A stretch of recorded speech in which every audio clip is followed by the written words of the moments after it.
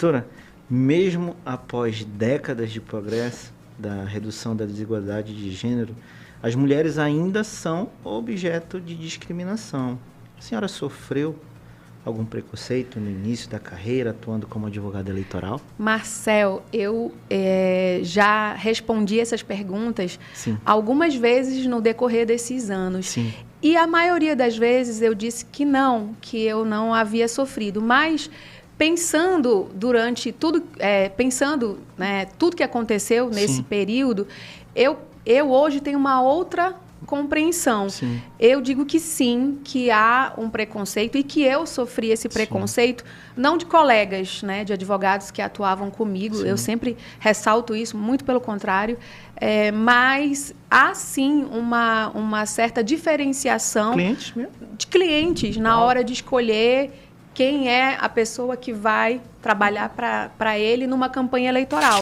Esse conceito ele já vem, né, se consolidando no aspecto de eleição desde 2016. Isso lá na eleição dos Estados Unidos. Sim. Teve, sim, uma forte importância na eleição de 2018 aqui no nosso país.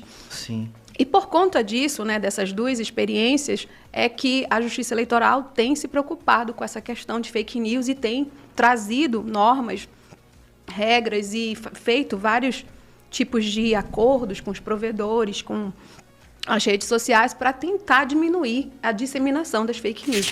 Isso, então... falei das federações partidárias, mas existem ainda outras novidades e que é importante trazer aqui, Marcel, para quem acompanha o programa, para todo mundo que se interessa.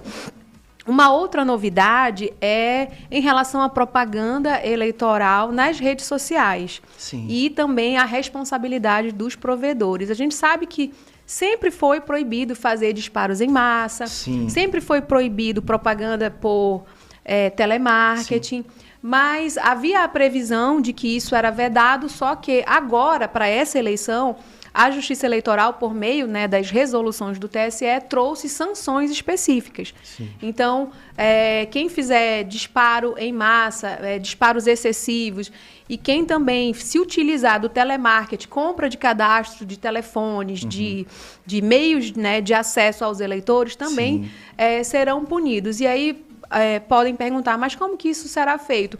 A gente tem acompanhado que o presidente do TSE tem feito reuniões, chamado as redes sociais, os provedores, as plataformas, para que elas também construam mecanismos, né, junto com a Justiça Eleitoral, para tentar impedir que isso aconteça. Então, o WhatsApp, Telegram, o Facebook, o YouTube, TikTok, eu acho que esse é o nome, essas plataformas têm se unido, né, nesse esforço com a Justiça Eleitoral para criar, dentro das suas próprias plataformas, mecanismos para identificar quando uma determinada mensagem está sendo encaminhada de forma automática e instantânea para um número excessivo de pessoas. Isso o WhatsApp, por exemplo, faz.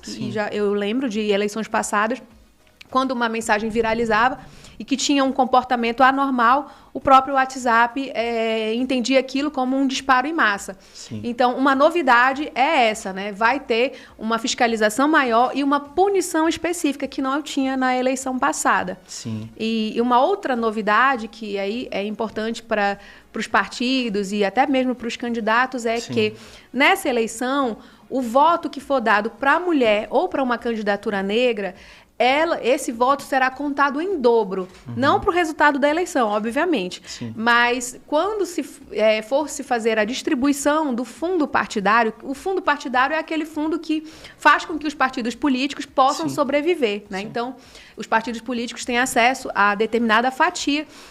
E os partidos políticos, até para incentivar candidaturas femininas, candidaturas negras, terão para a distribuição do ano que vem essa regra de que voto em mulher vale 2, voto em candidatura negra vale 2. Então, se tiver 100 votos, será contabilizado para fins de distribuição do fundo partidário 200. Então, isso é uma novidade que vem nessa esteira de fomentar as candidaturas de pessoas negras, de mulheres. Isso é bem interessante.